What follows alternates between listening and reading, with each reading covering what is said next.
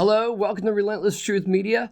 My name is Ryan Campbell, and this is going to be a video on the Abomination of Desolation, and this is from a sermon that I did a couple of months ago. Now, this topic is found in Matthew 24, Mark 13, and Luke 21.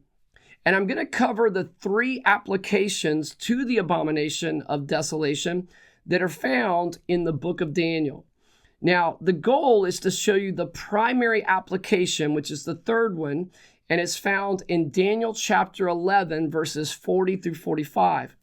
And then in future videos, I'll unpack the topic a little bit more and go over the other applications. Now, this is a very important topic to understand, and unfortunately, very few people talk about it or understand it. And so, there's a lot going on in the world right now, and things are moving so rapidly that it's been hard for me to keep up with everything that's been unfolding in the news lately. But there is a subject that has caught my attention over the last few years. And so I just want to use this topic as a springboard into this video, which is about the Abomination of Desolation. Now, since 2022, Congress has held 3 congressional hearings regarding this topic, which is about military sightings of unidentified flying objects in restricted airspace. Now, since these congressional hearings, the fascination with UFOs has gone worldwide. And there are all sorts of people that claim to have these encounters, but the most credible witnesses seem to be military fighter pilots who have had some sort of interaction with these objects, and sometimes it's captured on video. Now, one of those pilots, his name was Lieutenant Ryan Graves. He's a former U.S. Navy pilot, and he told CBS 60 Minutes a few years ago that pilots training off the coast of Virginia saw unidentified aerial objects pretty much almost every day. And here's the quote. He says, every day for at least a couple of years. Now, what makes these pilots so credible is that they're trained to identify other aircraft in a matter of seconds, whether it be by sight or by instrument, because they have to determine whether that aircraft is going to be a threat to them or not. And when he was asked to describe these objects, and the other pilots, they said they don't know how to describe them, that they're just mystifying. He says sometimes they show up on radar, sometimes they do not. Now, some of the most famous and respected researchers in the field of UFOs have recognized that this phenomenon is not what it portrays itself to be. The media and Hollywood movies would like you to believe that this is possibly alien visitors from some other world. But the problem with that is that many times when people see these objects, they display what we would call extraordinary flight characteristics. And let me explain. While in flight, UFOs, they frequently change size or shape in front of the viewer. They often appear as these strange hypnotic lights, and they've been known to change colors with every color of the spectrum has been reported. Sometimes they enter into the water and they come back out again. And many times what people are describing is something more like an apparition than a nuts and bolts type object.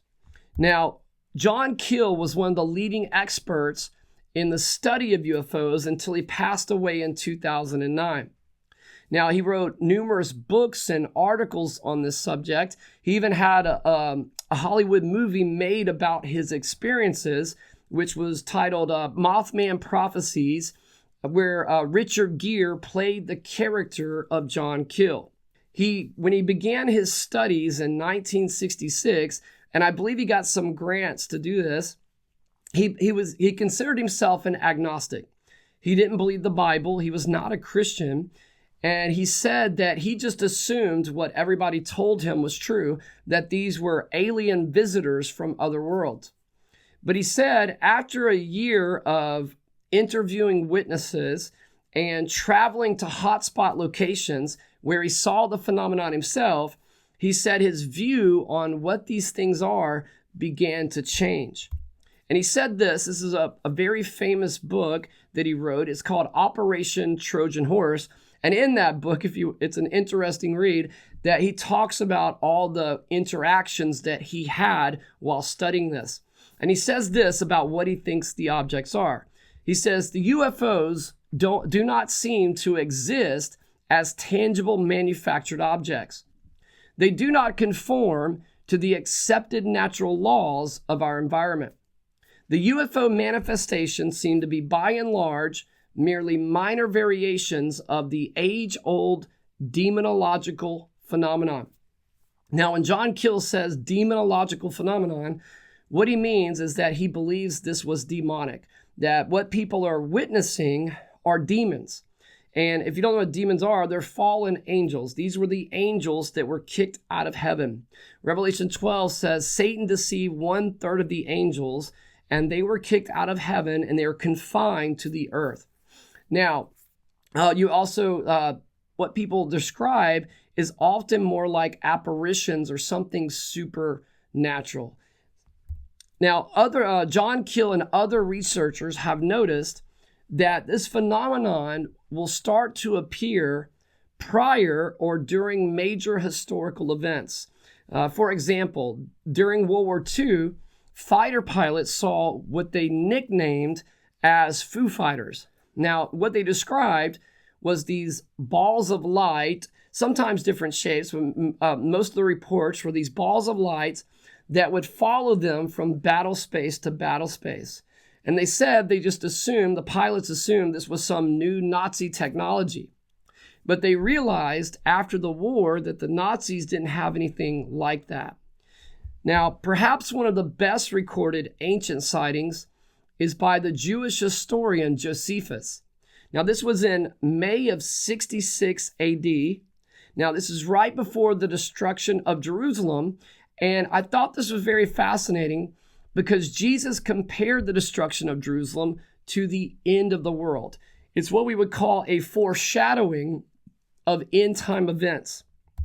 Now, in the book War of the Jews by Josephus, he listed 7 signs that occurred before the Romans destroyed Jerusalem.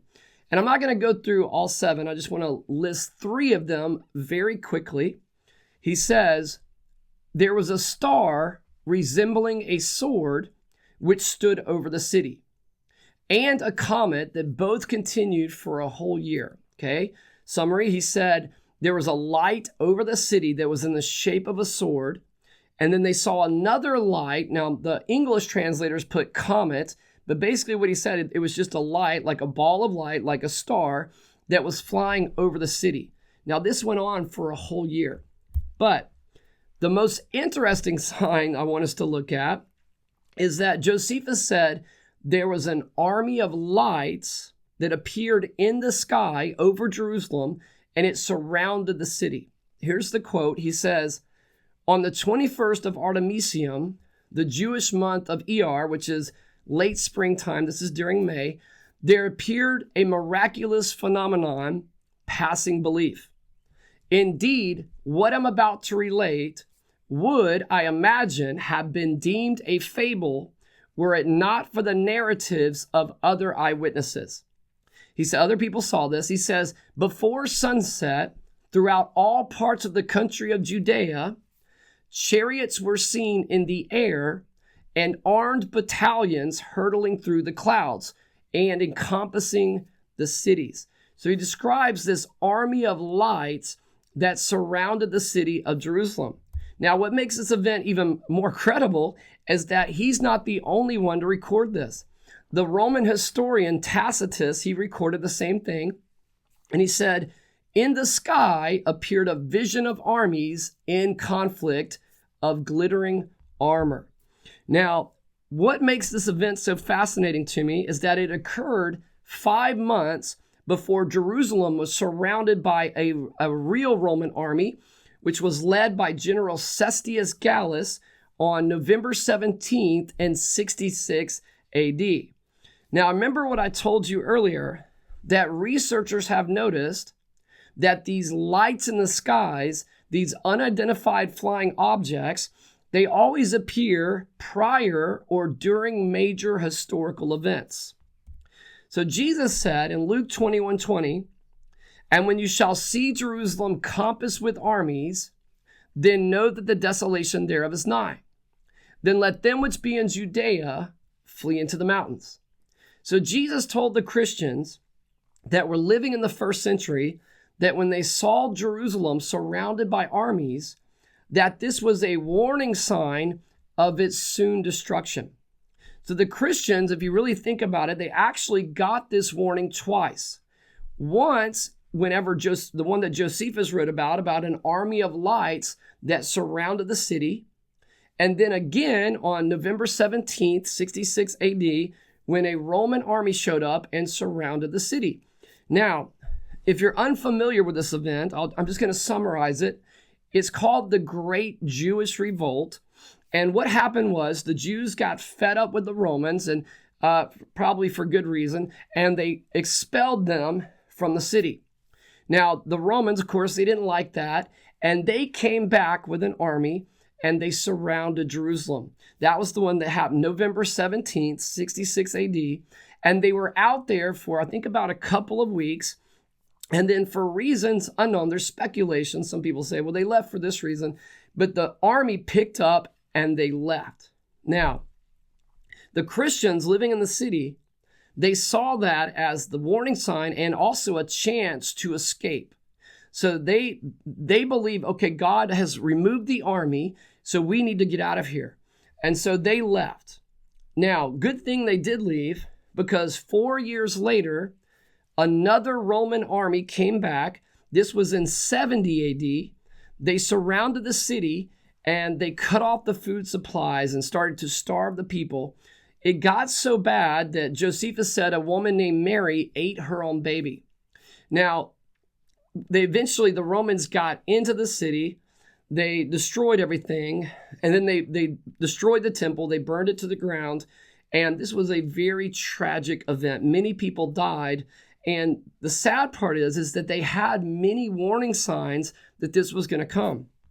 Now, I believe the lights people are seeing in the skies today should be taken as warning signs of a greater issue that is soon coming. I believe that these lights people are seeing, these unidentified flying objects, are a prelude that are priming us up for Earth's last day events. Now, we're told in the book of Revelation that at the end of time, that demonic activity will escalate. Also, in the SDA commentary, it says this: as the second appearing of our Lord Jesus Christ draws near, satanic agencies are moved from beneath. Satan will not only appear as a human being, but he will also impersonate Jesus Christ. And the world that has rejected the truth will receive him as the Lord of Lords and the King of Kings. So the ultimate deception, or the crowning act, as Ellen White calls it, is for Satan. He's going to deceive the world into believing that he is Jesus Christ. And Jesus warns us about this in Matthew 24, Mark 13, and Luke 21. And he gives us a sign to look for, which is called the Abomination of Desolation, which is what I want to talk about today. We're going to look at this sign, and the goal is to understand it a little bit better and look at some of the verses about Satan appearing as Jesus. Now, at the beginning of Matthew 24, I just want to give you the context. The Abomination of Desolation is found in Matthew 24, Mark 13, and Luke 21. Now, Matthew, most people think it has more details. It does. It has a lot more, I think, more details than the other Gospels. So I'm going to just give you the context of these chapters. Okay, it starts out with Jesus and the disciples, and they're looking at the temple, and they're talking about how beautiful the temple is. Well, Jesus then says this: see ye not all these things? Verily I say unto you, there shall not be left here one stone upon another that shall not be thrown down. So when the disciples heard that, I'm sure that they were shocked because this was God's temple. This was the glory of Israel. So they couldn't understand, well, why would the temple be destroyed? And they came to their own conclusion, which they thought, well, this must be the end of the world, is what Jesus is talking about. Well, then in verse 3, the disciples want to know more about this, and it says, and as he sat upon the Mount of Olives, the disciples came unto him privately, saying, tell us, when shall these things be, and what shall be the sign of thy coming and of the end of the world? So notice there, Jesus is really asked two questions. He was asked about the destruction of Jerusalem, and the destruction of the temple, and about the end of the world. Now, when the disciples asked this, they didn't realize they were really asking two different questions. So what Jesus does, because they assumed that the destruction of Jerusalem and the end of the world were the same event. So what Jesus does, and it's amazing how the Holy Spirit does this and how Jesus does this, he takes these two events and he mingles them together, because if he would have told the disciples everything that he saw at that moment, they would not have been able to handle all of that information. So what Jesus does, in his mercy, he mingles the two answers together, and he makes it so that they can study this issue out on their own later, and he leaves them little clues. Now, the biggest clue he gives them, he says, hey, if you want to understand this, you really need to go to the prophet Daniel. So, and many people try to understand this without Daniel, but it's impossible. Okay, so remember the verse I read to you earlier, and when you shall see Jerusalem compassed with armies, then know that the desolation thereof is nigh. Then let them which be in Judea flee into the mountains. So the question would be, is what army is Jesus talking about for our time? We know that he was talking about the Romans in 70 AD. So which army? Because remember, the verses have different applications because Jesus mingled the two answers together about the destruction of Jerusalem and the end of the world. And this is what we call a typology in theology. A typology basically is a foreshadowing of another event in the future. And this Roman army is a typology.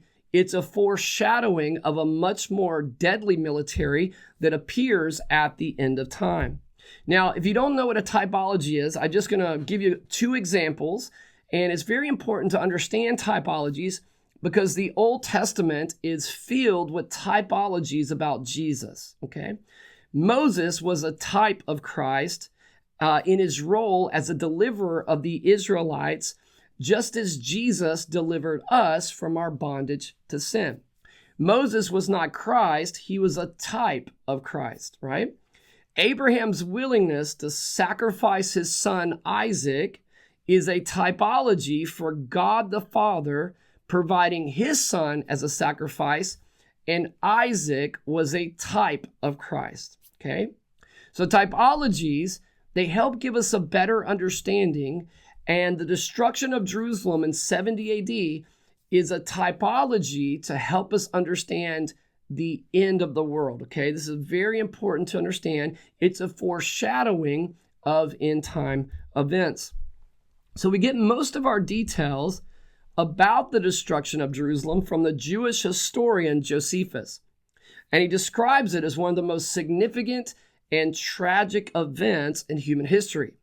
The siege resulted in the death of, it's estimated, about 1 million Jews. And it's sad because they were given plenty of warning signs that they ignored, or they misinterpreted the warning signs as something good. Now, before the destruction of Jerusalem, God preserved a remnant, and he told the remnant that when you see Jerusalem surrounded by armies, that this was a warning sign for them to leave the city and head for safety in the mountains. Now, at the end of time, God will have a remnant, and he'll be given an end time message called the 3 angels' messages, and he's going to be warning the people to come out of this Babylon system and to leave the cities and head for safety in the mountains or in the wilderness. And the reason is It's because judgment is going to destroy these wicked cities. A time of trouble such as never was since there was a nation, is what Jesus said, or what Daniel says. Now, the cities around the world will be suffering from similar things that Jerusalem had to deal with, like wars and famines and pestilence and social unrest.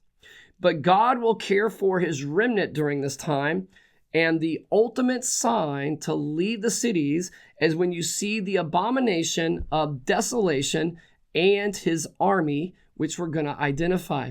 Now, there's already warning signs that you should not be in the city, especially a big city like New York or LA or Atlanta or I used to live in Houston. We already have enough warning signs that you should not be living in these cities. But this is the ultimate. This is the last chance. You have to get out. God has people, has ministers that are witnessing to these cities. But those ministers really should be living on the outside of the city, and they should travel in to do their ministry work and then travel back out and go back home. Now, if you ignore this warning sign at the end of time and you stay in those cities, you're going to suffer from the similar things that Jerusalem had to deal with. Okay, I remind you, they starved the people to death, this army. At the end of time, there's another army that's coming, and unfortunately, they're going to do the same thing. Now, and I'll just give you a hint of who that army is. For we wrestle not against flesh and blood. All right. So to understand the abomination of desolation, you have to take all three synoptic gospels together. Okay. Matthew, Mark, and Luke are what's called the synoptic gospels. They follow a similar narrative, and they're just from different perspectives. And the Holy Spirit is amazing here, where he takes little clues and he places it in each one of these gospels. And if you take them together, you can get the full picture. You can put the puzzle together and you'll get the full picture. Now, the biggest puzzle piece is you have to go to the book of Daniel. Without Daniel, you don't stand a chance to understand this. Now, here's what, remember, we've already read one verse about the abomination of desolation. That was, when you see Jerusalem surrounded by armies, then know that the desolation thereof is nigh. Okay? That was Luke 21:20. I want you to take that verse and just put it on a shelf for just a minute. We're going to come back to that one in just a little bit. I want us to look, because that one goes with these verses, but we've already seen that one. And the Roman army, by the way, is the one for Jerusalem in 70 AD. We're going to look at who is the other army here in just a few minutes. So we're going to look at Matthew 24, verse 15, and we're going to compare it with Mark chapter 13, verse 14. So here we go. When you therefore shall see the abomination of desolation spoken of by Daniel the prophet, stand in the holy place, whoso readeth, let him understand. Then let them which be in Judea flee into the mountains. Okay, that was Matthew's. Now here's Mark's. Mark 13:14. But when you shall see the abomination of desolation spoken of by Daniel the prophet, standing where it ought not, let him that readeth understand. Then let them which be in Judea flee into the mountains. So notice there, okay, I want to just point out something. He says, both of them, it says, spoken of by Daniel the prophet. So that means the abomination of desolation was already spoken of by Daniel the prophet when Daniel wrote his book. Now, also it says, standing where it ought not, and then he says, let him that readeth understand. There's actually, Jesus tells us, hey, this issue you really need to understand because it's very important. Now, if I take both of these verses and I put them side by side, you're going to notice that you have someone where I've highlighted, someone is standing in the holy place and someone is standing where they ought not. So what is Jesus talking about? Who is standing where, and what does this mean? Well, even if before we go to the book of Daniel, if you just look at the overall message, so you're going to notice a theme in these chapters that Jesus is going to repeat something over and over again. The very first thing was, and what shall be the sign of thy coming and of the end of the world? So the disciples wanted to know, what was the sign of thy coming and of the end of the world? The very first sign that Jesus gives them is this one. Matthew 24:5. For many shall come in my name. He actually says, let no man deceive you. Verse 4. For many shall come in my name, saying, I am Christ, and shall deceive many. The very first sign is about a false Christ. Then he says, many false prophets shall arise and shall deceive many. Then in verse 23 and 24, he says, then if any man shall say unto you, lo, here is Christ, or there, believe it not.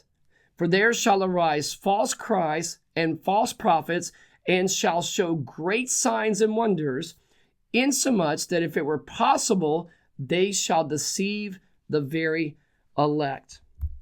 So the one standing where he ought not is the false Christ.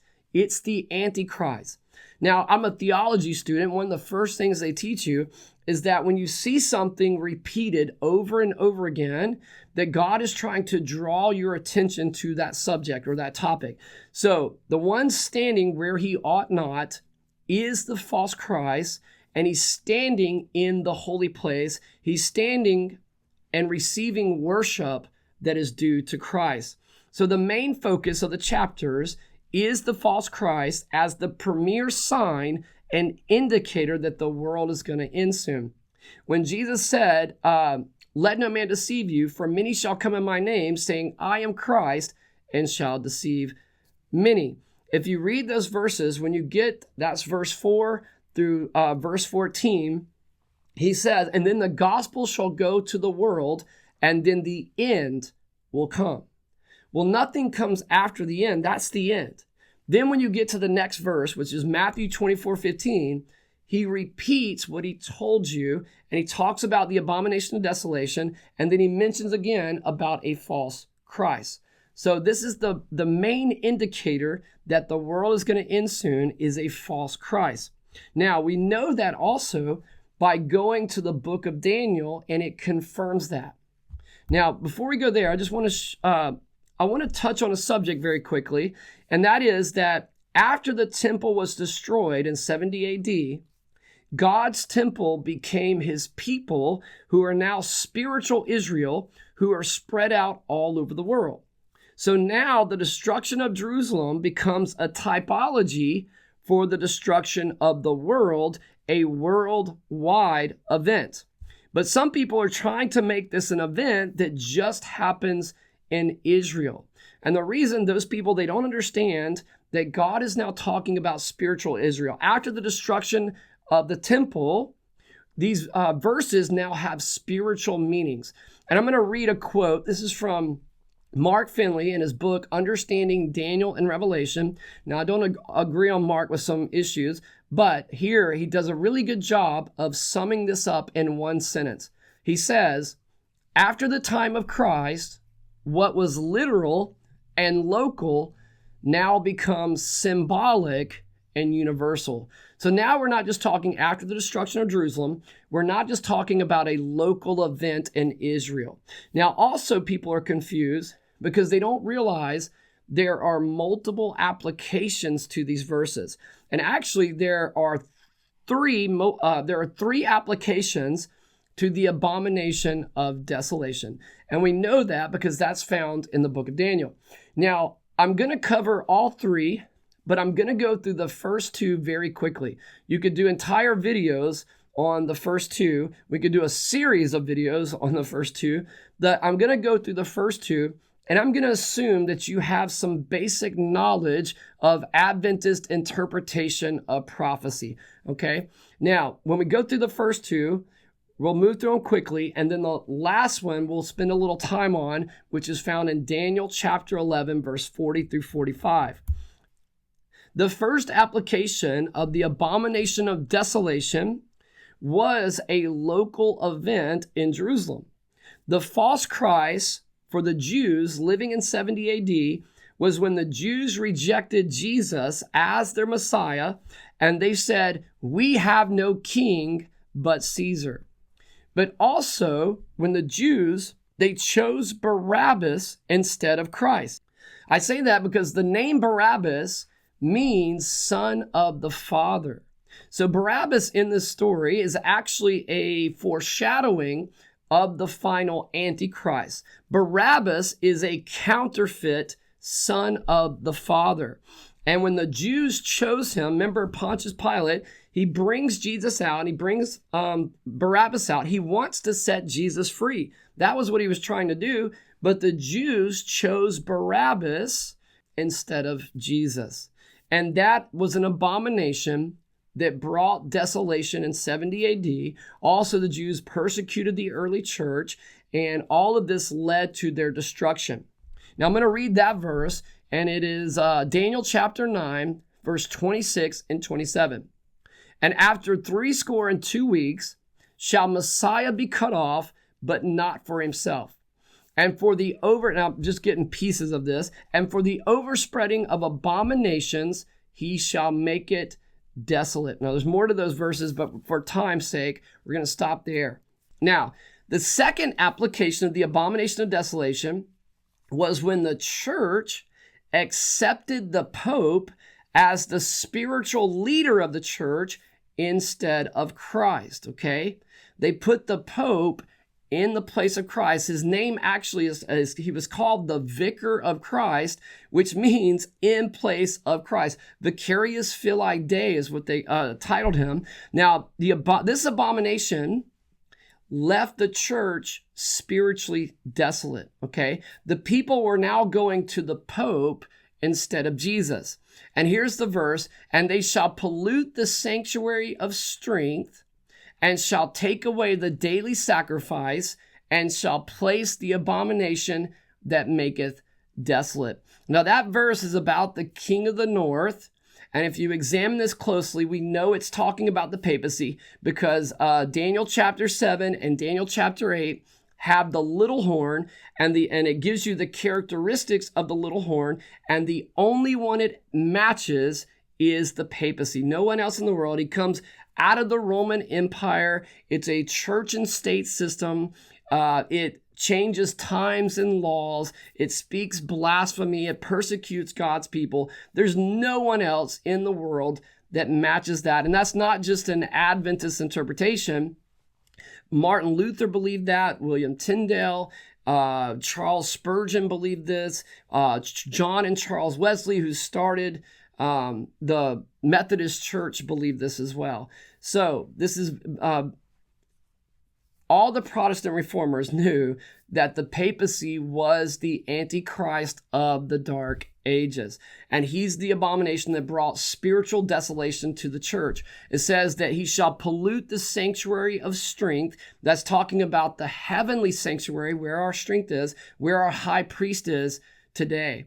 And shall take away the daily sacrifice. That's talking about Jesus is our mediator in heaven. And instead of going to Jesus, they went to the Pope for forgiveness of their sins. He was standing in the holy place. He was standing where he ought not. Now, this application, by the way, is a spiritual application to help us identify the final Antichrist. Many people get hung up on the Pope, but guys, what's coming next is way worse, okay? We're not in the Dark Ages anymore. Now, but the papacy plays a part at the end of time, but he's not the main figure. That it's actually Satan as Jesus is the main figure.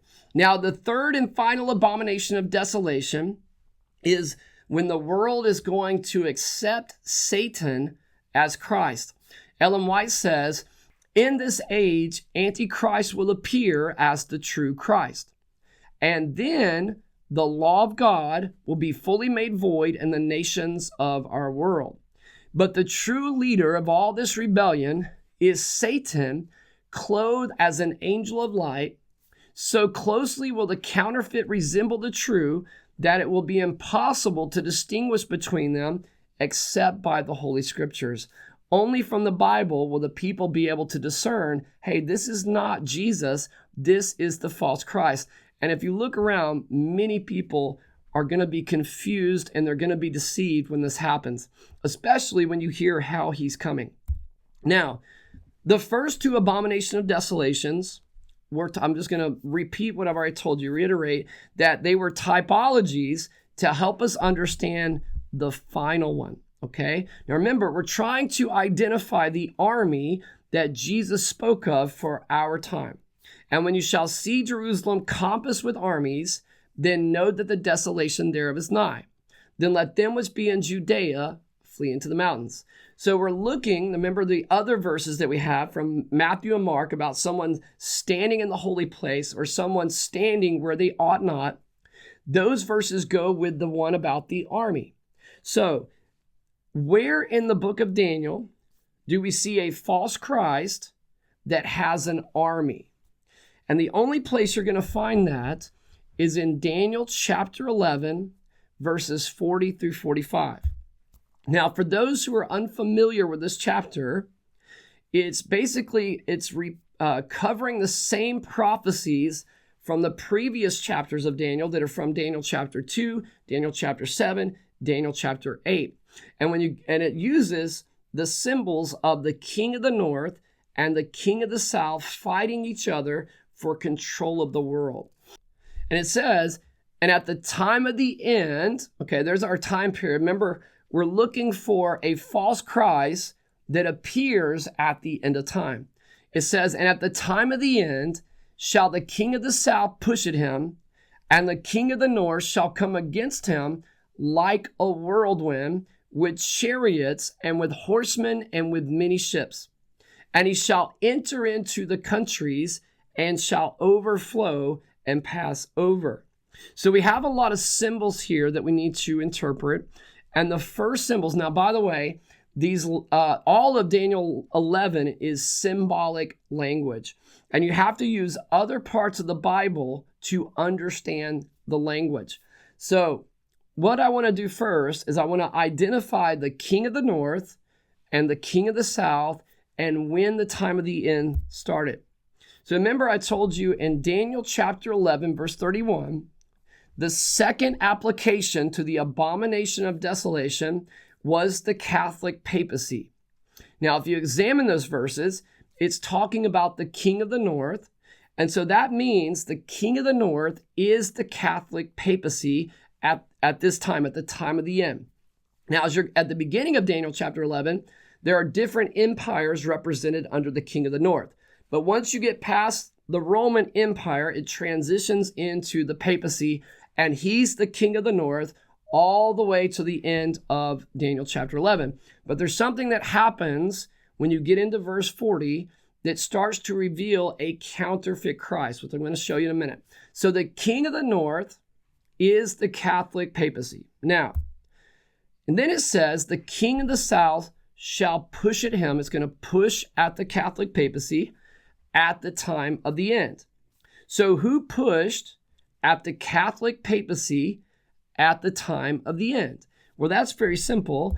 This happened during the French Revolution, which was an atheistic movement where Napoleon's general Berthier, he marched into Rome and he took the Pope into captivity in 1798. So that means the time of the end began in 1798, and the power that pushed at the Pope was atheism, which means the king of the south represents atheism or anyone who is against the Bible. So just a summary, king of the north is the Catholic papacy, king of the south is atheism, time of the end is 1798. Now, I want you to understand the third application of the abomination of desolation, which is the appearance of a false Christ with an army. So where is that in Daniel chapter 11, verse 40? Let's read it again. And at the time of the end shall the king of the south push at him. Okay, that's what we just talked about, the French Revolution, 1798. Now it says this king of the north is going to answer back. It says, and the king of the north shall come against him like a whirlwind, with chariots and with horsemen and with many ships. And he shall enter into the countries and shall overflow and pass over. So notice there, this king of the north has an army now. It says it will come against him like a whirlwind with chariots and horsemen and with many ships. So we just found our army, but what I want to show you is that we're starting to see a transition in these verses. And this is where people get confused. The symbolic language throws them off, and they don't understand that there's something more going on in these verses besides just the Catholic papacy. What actually starts to happen is in these verses, through the symbols, it starts to show us the power that is behind the Catholic papacy. And so that's actually my next question. Who gave the Catholic papacy his authority? Well, Revelation 13:3 says, and the dragon gave him his power and his seat and great authority. So Satan is the one who gave the papacy his power. And I want you to notice, this is Isaiah chapter 14, and this is a famous chapter about Lucifer. And I want you to notice something that it says about Lucifer. We get a lot from this chapter, by the way. It says, how art thou fallen from heaven, O Lucifer? For thou hast said in thy heart, I will ascend into heaven. I will exalt my throne above the stars of God. I will sit also upon the mount of the congregation on the sides of the north. I will ascend above the heights of the clouds. I will be like the Most High. So notice there that Satan wants to sit on the mount of the congregation on the sides of the north. Now, why would Satan want to sit on the sides of the north? Or as the New King James says, on the farthest sides of the north? Well, the answer is actually very simple. And that is because Jesus is the true king of the north. Remember, Satan wants to be like the Most High. Well, Jesus is the true king of the north, and so Satan wants to take that place. Psalm 48:2 says, beautiful for situation, the joy of the whole earth is Mount Zion on the sides of the north, the city of the great king. Now, the great king is Jesus. And what is going on here is that Satan wants to usurp the authority of Jesus and sit on the mount of the congregation as a false Christ.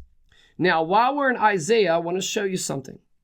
At the very beginning of Isaiah 14, it says this, take up a proverb against the king of Babylon. Well, then if you keep reading, it says, how art thou fallen from heaven, O Lucifer? Well, wait a second. I thought we were talking about the king of Babylon. Well, what it's doing, and there are some theologians today that still believe this chapter is only about the king of Babylon. What they're not realizing here is that God is lifting the curtain and he's showing us who is the power behind the king of Babylon, which is Lucifer. It does it again if you go to Ezekiel chapter 28. The chapter is another famous chapter about Satan. It starts out, son of man, take up a lamentation upon the king of Tyrus, upon the king of Tyre. Then if you keep reading, it says, thou hast been in Eden, the garden of God. Thou art the anointed cherub that covereth. Well, the king of Tyre is not an anointed cherubim. So what's going on here is that God, once again, he's lifting the curtain and he's showing us who is the power behind the king of Tyre, which is Satan. Now, I'll bring this up because this is the same thing that's happening in Daniel chapter 11, verse 40. It starts out talking about the papacy, but then through the symbolic language, it transitions and it starts to show you who is the power behind the papacy. And it does this through symbols.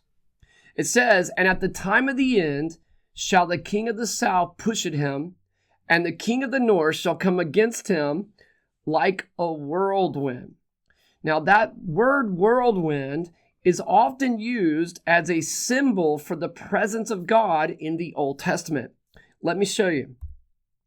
If you go to Ezekiel chapter 1, which is the famous vision Ezekiel has of God, and it says, the heavens were opened, and I saw God. And I looked, and behold, a whirlwind came out of the north. In the Bible, whirlwind and the north is connected to the appearance of God or the presence of God. And this happens in many verses. Here's another one. Job 38:1. It says, then the Lord answered Job out of the whirlwind. So who answered? The Lord answered Job out of the whirlwind. So the word whirlwind relates to the manifestation of God. So I would ask you, can the papacy make us believe this is an appearance of God? The papacy doesn't have power to appear as God. Here's another verse. This is a very important verse, and it's from Isaiah 66:15, and it's about the second coming of Christ. Okay? It says, for behold, the Lord will come with fire, and with his chariots like a whirlwind, to render his anger with fury and his rebuke with flames of fire. So notice here that Jesus comes like a whirlwind. So this word whirlwind is often connected to the presence of God. And then here Isaiah tells us this is also connected to the second coming of Christ. Now, the other word that I highlighted in green is chariots. It says that Jesus will come. It says the Lord will come with fire and with his chariots like a whirlwind. Jesus is going to come with his chariots. Now, what does that mean? Does Jesus actually come with chariots and horses? Or is that a symbol for something? And yes, it is a symbol. It's a very popular symbol that you find in the Old Testament, and it's often overlooked. Many people, they know it's there, but they don't, when they read Daniel chapter 11, verse 40, they don't connect it. Let's read Daniel chapter 11, verse 40 one more time, and then we're going to look up that symbol, chariots. It says, and the king of the north shall come against him like a whirlwind, with chariots and with horsemen. Chariots and horsemen is a symbol that is often found in the Old Testament, and it represents angels. Here's Psalm 68:17. The chariots of God are 20,000, even thousands of angels. That word chariots is symbolic language for angels. You know, God, it's not saying that he has actual chariots. It's saying that his angels are like his chariots. Now, here's another one. This is many verses in the Old Testament say this, and it's not just chariots, it's chariots and horses. You'll see sometimes it says chariots and horsemen. This is 2 Kings chapter 2, verse 11, and it's about Elijah being taken up to heaven, and it describes the angels that took Elijah up to heaven as chariots of fire and horses of fire. It says, behold, there appeared a chariot of fire and horses of fire, and parted them both asunder. And Elijah went up by a whirlwind into heaven. There's that word whirlwind again. But the one I wanted you to see here was chariots of fire and horses of fire is talking about God's angels. Now, and there's also other verses. I could take you to 2 Kings chapter 6, where it tells the story of Elijah and his servant. And I think they're sleeping. And the servant wakes up and he sees the Syrian army that has surrounded them. He wakes up Elijah and he says, we're surrounded by this army. And Elijah tells him, hey, don't worry. They that be with us are more than they that be with them. Then Elijah, he prays to God for his servant's eyes to be opened. God opens his eyes, his spiritual sight, and he sees an army of angels around them. Well, when it talks about those angels, it calls them chariots of fire and horses of fire. That was a symbol for angels. It was an army of angels that they had protecting them. Now, the last part of Satan's military is his ships. Let me read the verse again. And the king of the north shall come against him like a whirlwind, with chariots and with horsemen, and with many ships. And he shall enter into the countries, and shall overflow and pass over. So what does Satan come? What does that mean? He's coming with many ships. Well, remember, this is all symbolic language, and we have to go to the Bible to understand it. Well, I did a word study on ships. It's actually very interesting. It's really loaded with symbolic meaning. But here's the overall meaning you can take from it. Psalm 107, verse 23-24 says, "They that go down to the sea in ships that do business in great waters, these see the works of the Lord and his wonders in the deep." Often when you see, every time you see ships mentioned in the Bible, it's usually connected to doing business or having great wealth and power and authority. Isaiah says, "Well, you ships of Tarshish, for your strength is laid waste." Isaiah says that their strength was in their ships. So having a fleet of ships meant you were very powerful. For example, King Solomon had a fleet of ships, and it brought him gold and silver, symbolizing his influence and his wealth. Also, having a fleet of ships meant you controlled the waters where you had that military power. So if you had a fleet of ships over a seaport, that meant you controlled all of those waters. Now, why is that important? It's because if you read Revelation 17:15, it tells you that water represents peoples, multitudes, nations, and tongues. So Satan coming with many ships means he's controlling the waters. He has power and influence over the waters. Okay, I want to summarize the three symbols that we just looked at. Actually, four symbols. So we had the king of the north, whirlwind, chariots and horsemen, and many ships. So what we saw is that Jesus is actually the true king of the north, okay? But Satan wants to usurp the authority of Jesus, and he wants to be the king of the north. We saw from Matthew chapter 24, Mark 13, and Luke 21, that there's an Antichrist that comes at the end of time, and he's coming with an army. The only place that is found, and we're told to go to the book of Daniel to understand this. The only place in all the book of Daniel that talks about a counterfeit Christ with an army is Daniel chapter 11, verses 40 through 45. And we saw that it says this through symbols, okay? Whirlwind, we saw, is connected to the presence of God, the manifestation of God.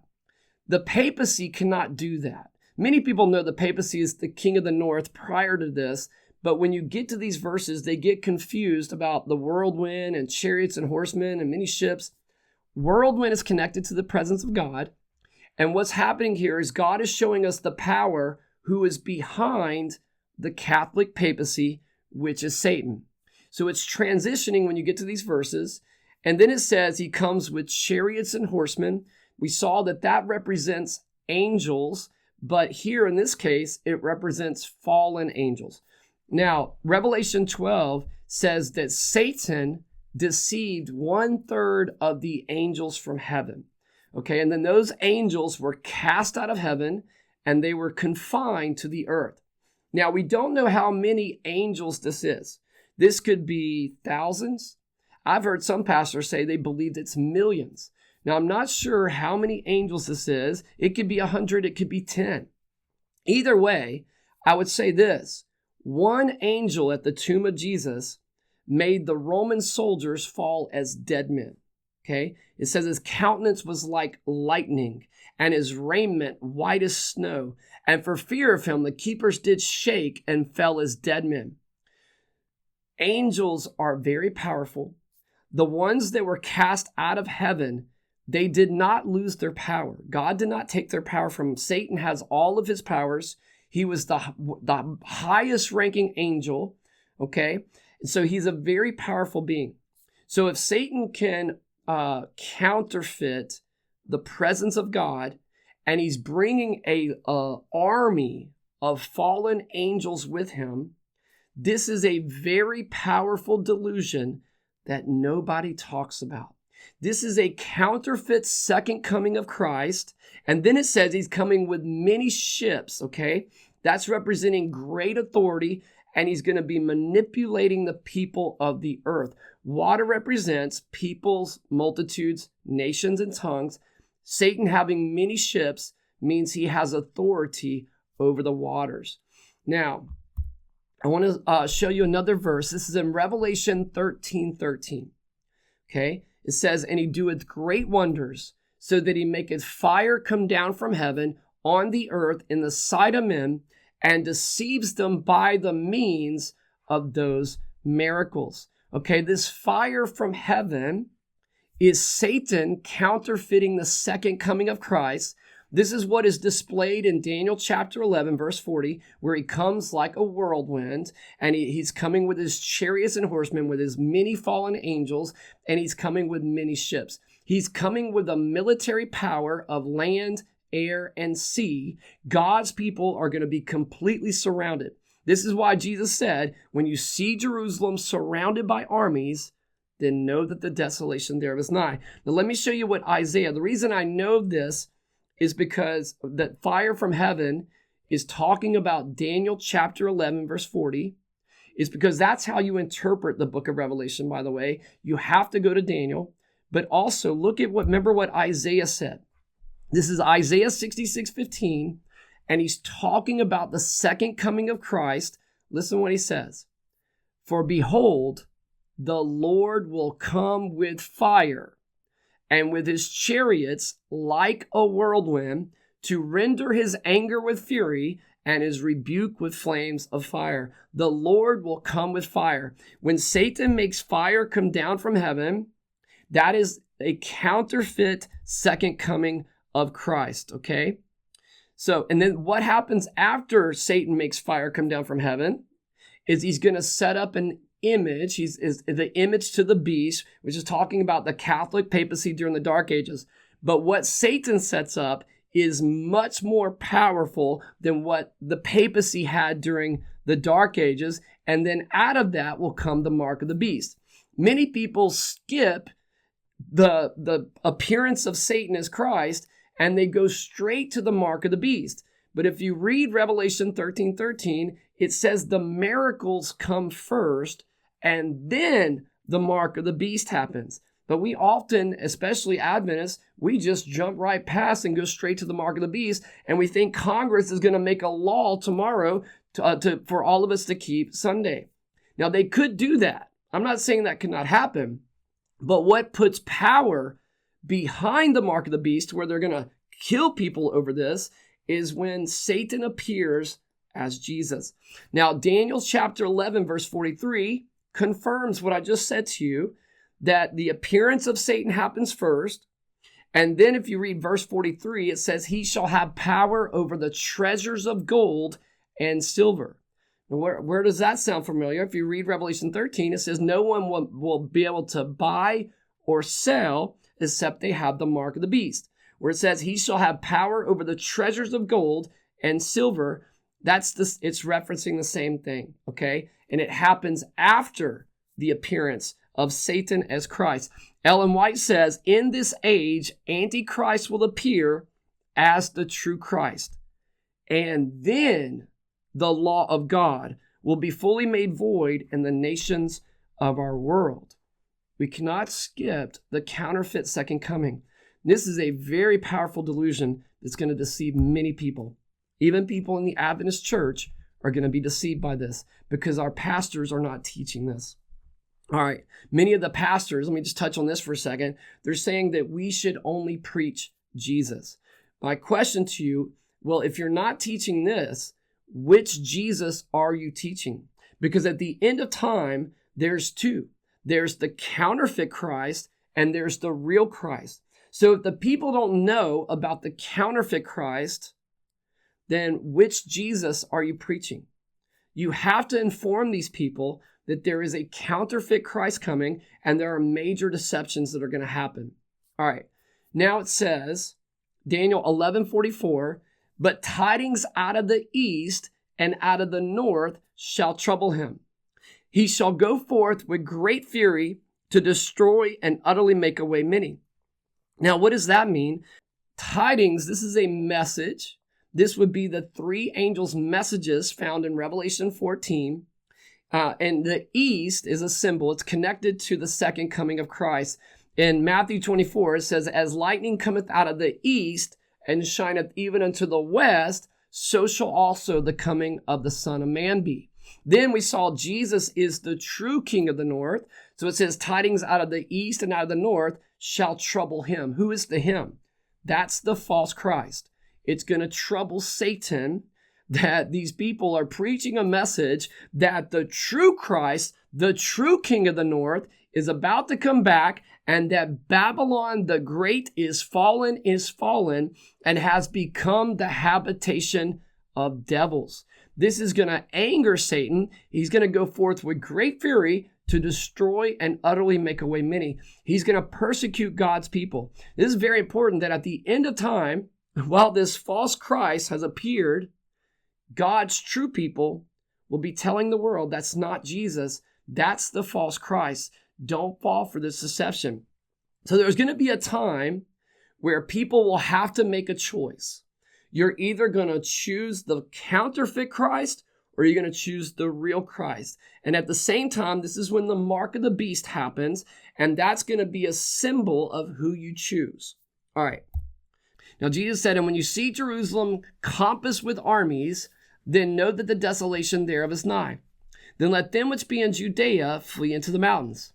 So the army Jesus is talking about, which is the third application of the abomination of desolation, is Satan with his army. It's that king of the north who comes like a whirlwind with chariots and with horsemen and with many ships. That army is a supernatural army. It's Satan's army. It's not talking about an earthly army. There's some people who think this is the Ottoman Empire and these are the Muslims and this is China and Russia. We wrestle not against flesh and blood. This is Satan with his army of fallen angels. This army is also mentioned in Revelation chapter 9. It's called the 200 million army, which I'm going to be talking about in the next video. Revelation chapter 9, the fifth and sixth trumpets, is talking about the same army that's found in Daniel chapter 11, verses 40 through 45. Now, it says Jesus tells us to flee to the mountains. Okay, there's actually a spiritual meaning here. In the Greek, it says flee to the mount. Okay, the English translators made it plural, but it was just flee to the mount. And so the mount is a symbol. Jesus wants us to flee spiritually to Mount Zion so he can protect us, so he can give us the seal of God. So in Revelation 14:1, we have Mount Zion. Then I looked, and lo, a lamb stood on Mount Zion, and with him 144,000 having his father's names written in their foreheads, okay? So Jesus wants to gather his people to Mount Zion. Our safety is on Mount Zion, and Satan knows this, so he's going to set up a counterfeit Mount Zion. Satan is going to counterfeit everything. He's going to counterfeit the second coming of Christ, and he's going to counterfeit Mount Zion. He's got a counterfeit day of worship. He's going to counterfeit everything. He's got to counterfeit three angels' messages. I saw three unclean spirits like frogs. And so it says, and he gathered them together into the place called in the Hebrew tongue Armageddon. Okay, now this is kind of an enigma in theology. What does the word mean? Well, Armageddon is two words. Har means mount. It's the same word, the Greek word oros, which is found in Matthew 24, verse 16. Flee to the mount. Harmageddon or Megiddo. Har means mountain or mount. So Harmageddon is a counterfeit Mount Zion. It says he gathered them together into the place called in the Hebrew tongue. He gathered them. It's talking about Satan. He gathers them. We know this because of the last verse in Daniel chapter 11. And he shall plant the tabernacles of his palace between the seas and the glorious holy mountain.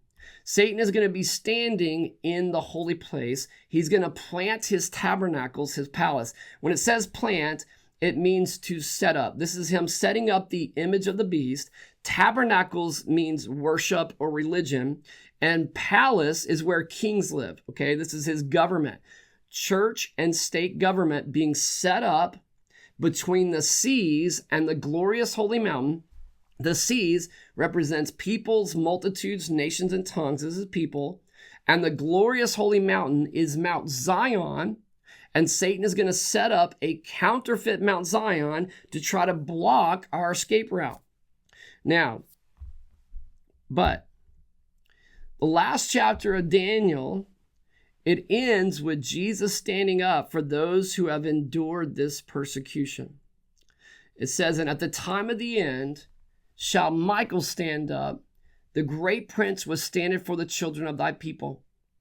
And there shall be a time of trouble, such as never was since there was a nation, even to that same time. Now notice here in these verses, there's a time of trouble, such as never was since there was a nation. In Daniel chapter 11, verses 40 through 45, we have the abomination, which is the counterfeit Christ. And he's going to set up a place of worship. He's going to set up a government, a church and state government on earth. He's setting up the new world order, and everybody's going to fall for this. But this abomination, just like in the time of Israel, they had a choice. You could choose the real Christ, or you could choose Barabbas. Okay? And what happened? They chose Barabbas, and then Jerusalem was destroyed. At the end of time, you can choose the real Jesus, or you can choose the false Jesus. But what's going to happen is most of the whole world is going to accept this false Christ as Jesus. They're going to choose Barabbas, a liar, a thief, and a murderer. And that's an abomination. And then in Daniel chapter 12, verse 1, a time of trouble such as never was since there was a nation. That's the desolation. Okay? Daniel 11, 40 through 45, the abomination. Daniel 12, verses 1 through 2 is the desolation, okay? Now, beloved, there is a time of trouble coming upon us like never before. And what I'm speaking about is this false Christ. When this false Christ, it says, he shall go out with great fury to destroy and utterly make away many. Anybody who does not go along with this false Christ, he's gonna kill them. There's going to be people that will hunt you down and they will kill you. And the churches are not preparing people for this. There's going to be a time where we have to flee the cities. We're going to have to live out in the woods. You're not going to be able to buy or sell. You're not going to have, running water and electricity. You'd be lucky if you live in a tent. Now you can go along with what Satan is doing and you'll have all the comforts. But if you do not go along with what Satan is doing, you will have eternal life. So brothers and sisters, I would encourage you, beloved, don't fall for this deception. And in Matthew 25, you have the 10 virgins. That's connected to what we just studied, the abomination of desolation. That's what he's talking. At midnight is earth's darkest hour. All the virgins were asleep. And then at midnight, there was a cry made, behold, the bridegroom cometh. The virgins are going to see that this is the false Christ. They're going to awake and they're going to be proclaiming a message. But there were foolish virgins who didn't have enough oil in their lamp. Brothers and sisters, I would encourage you to get oil in your lamp today. You do that through prayer, and you do that through reading the Bible, and you do that by sharing this information with others and explaining to them the things that are coming. Explain to them there is a false Christ coming, and it's going to deceive the whole world. Thank you for watching. God bless.